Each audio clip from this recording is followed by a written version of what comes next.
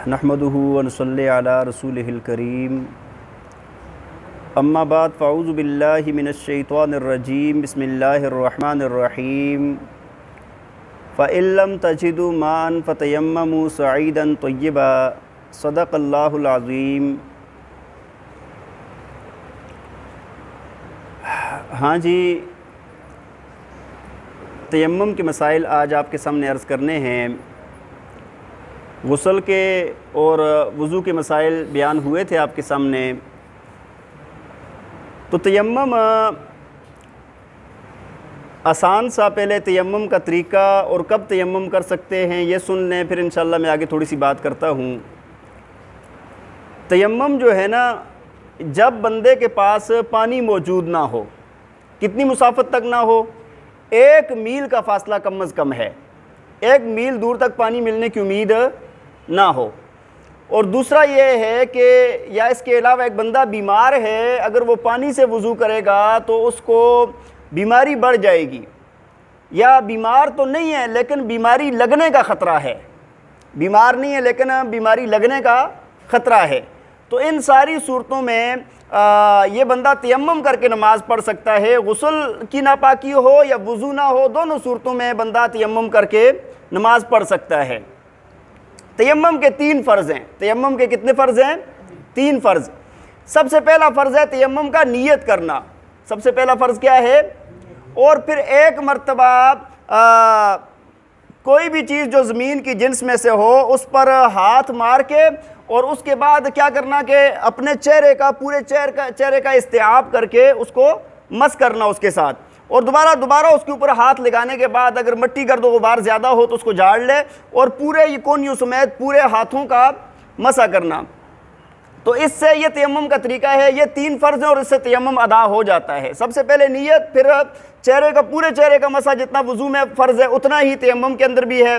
दाढ़ी का भी खिलाल करेगा बंदा, और अगर कोई चीज़ पहनी हुई है, औरत है, अगर कोई जेवर पहना हुआ है तो वो उतारेगा, हाथों में कोई अंगूठी चल रहा है तो वो भी उतारना पड़ेगा। तो पूरे चेहरे का इस्तेआब करना और उंगलियों के खिलाल समेत ये पूरे बाजुओं का कोई भी जगह खुश्क ना रहे, यानी कोई भी जगह उसके मसे से बाहर ना रहे, तो इस बंदे का तयम्मुम हो जाएगा। अगर कोई जगह रह गई तयम्मुम के मसे के बगैर तो इस बंदे का तयम्मुम नहीं होगा।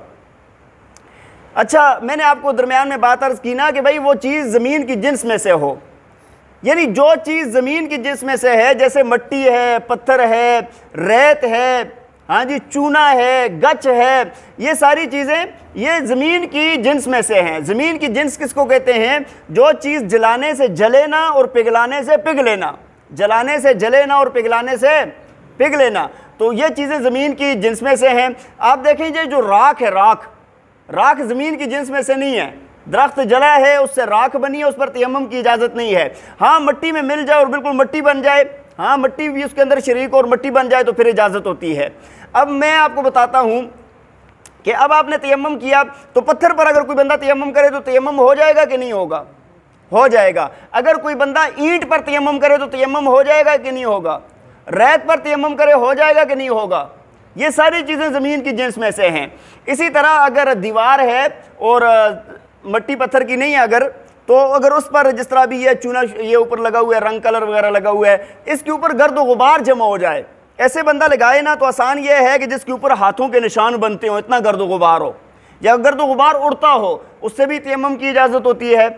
ठीक है जी। लेकिन सबसे बेहतर जो है तयम्मुम करना, वो मिट्टी से तयम्मुम करे तो सबसे ज़्यादा बेहतर है। और मिट्टी से तयम्मुम करने का ये मतलब नहीं है कि ऐसे अच्छा उंगलियाँ खोल के ये ज़रब लगानी है, ये जब करना है ना तो उंगलियाँ खोल के, ठीक है जी, और फिर इसको अगर मिट्टी ज़्यादा है तो उसको झाड़ दे। और झाड़ने का तरीका ये नहीं है कि ऐसे ऐसे करे, तालियाँ नहीं बजानी, आवाज़ नहीं आनी चाहिए, ये अंगूठे दोनों ऐसे, ये दोनों अंगूठों से तयम्मुम करेगा, ये ऐसे झाड़ेगा बंदा और फिर उसके बाद तयम्मुम करेगा। अच्छा, ये जो तयम्मुम है ना, तयम्मुम की मशरूइयत जो हुई है, इसके पीछे एक वाक़या है, सही बुखारी के अंदर वाक़या मौजूद है। अम्मा आयशा रज़ी अल्लाह तआला अन्हा फरमाती हैं कि नबी अलैहिस्सलाम के साथ हम एक ग़ज़वे पर गए हुए थे, ग़ज़वा बनु मुस्तलक़ कहा जाता है उसको। फरमाया कि वापसी पर आते हुए मेरा हार गुम हो गया और एक जगह पर पड़ाव डाला, जब देखा तो हार नहीं मिल रहा, और वो हार मैंने अपनी बहन अस्मा से आरियतन लिया था। तो फरमाया फ़िक्र पड़ गई। नबी अलैहिस्सलाम ने सहाबा को फरमाया कि आप जाकर इस हार को तलाश करो। फरमाया सहाबा चले गए, जाकर तलाश किया, बहुत टाइम गुजर गया और हार नहीं मिल रहा। और अब यह है कि भाई सुबह रोशनी होने वाली है और हार नहीं मिल रहा। तो सारे सहाबा हज़रत अबू बकर सिद्दीक़ रज़ी अल्लाह तआला अन्हु को कहने लगे कि आपकी बेटी की वजह से हमारा क्या हो गया है, नमाज चली जाएगी, पानी भी करीब मौजूद नहीं है। तो फरमाया कि हज़रत अबू बकर सिद्दीक़ रज़ी अल्लाह तआला अन्हु मेरे पास आए, यानी अम्मा आयशा रज़ी अल्लाह तआला अन्हा के वालिद है ना, पास आए और फरमाया नबी अलैहिस्सलाम ना मेरी रान पर सर मुबारक रख के आराम फरमा रहे थे, सो रहे थे। आकर फरमाया कि जो भी अल्लाह को मंजूर था वो सारी बातें मुझे सुनाई हैं। वालिद थे ना, वो सारी बातें मुझसे की हैं। और फिर उसके बाद फरमाया कि मुझे यह हाथ ना, ये जो पहलू होता है ना, यहाँ पर यूँ मार के, तो क्या मुसीबत बनाई हुई है तुमने, सबको परेशान किया हुआ है। हाँ, ऐसी बात। फरमाया यह हाथ ऐसे ऐसे मुझे मारा, लेकिन फरमाया कि मैं दर्द के बावजूद भी मैंने हरकत नहीं की कि नबी अलैहिस्सलाम का आराम ख़राब ना हो जाए। ठीक है। फरमाया कि फिर जब उसके बाद ये तयम्मुम वाली आयात नाज़िल हो गई, अल्लाह ताला ने फरमाया फ़इल्लम तजिदू मान फ़तयम्ममू सईदन तय्यबा, तयम्मुम कर लो। फरमाया तयम्मुम किया, नमाज पढ़ी। उसके बाद जब काफ़िला उधर से सारे जाने लगे तो फरमाया जब ऊँट खड़ा किया तो ऊँट के नीचे हार पड़ा था, हार भी मिल गया। तो ये इसका जो है ना, ये तयम्मुम की मशरूइयत की वजह ये वाक़या बना था। और हज़रत खुज़ैर रज़ी अल्लाह तआला अन्हु फरमाते थे कि मा हिया बिअव्वल बरकतिकुम या आले अबी बकर। इसी हदीस के अंदर फरमाया कि अबू बकर की आल औलाद ये आपकी पहली बरकत नहीं है, बल्कि बहुत बरक़ात आप पर जो भी वाक़या पेश आता है अल्लाह की तरफ से कोई ना कोई बरकत होती है। फिर मैंने आपको अर्ज़ की ना कि मसाइल के अंदर कि जो बंदा जिसको पानी ना मिले तो वो तयम्मुम करे। मशहूर वाक़या है हदीस शरीफ का कि नबी अलैहिस्सलाम ने नमाज पढ़ाई और एक सहाबी ना साइड पर खड़े थे। आपने फरमाया कि भाई नमाज क्यों नहीं पढ़ रहे हो, साइड पर नमाज से किस चीज़ ने तुम्हें रोका है। कहने लगे कि या रसूलुल्लाह सल्लल्लाहु अलैहि वसल्लम मुझे इह्तिलाम हो गया था, मुझे जनाबत गुस्ल जनाबत वाजिब था, इस वजह से मैं तो पानी है नहीं। आपने फरमाया तयम्मुम करो और नमाज पढ़ो। और गुस्ल के तयम्मुम का भी यही तरीका है, ये जो वज़ू के तयम्मुम का तरीका है ना, यही गुस्ल के तयम्मुम का भी तरीका है। वो एक और सहाबी है हज़रत अम्मार रज़ी अल्लाह तआला अन्हु, तो फरमाया कि मैं किधर गया हुआ था सफ़र पर, नबी अलैहिस्सलाम ने मुझे किधर भेजा था और मुझे इस तरह इख्तिलाम हो गया और पानी मौजूद नहीं था।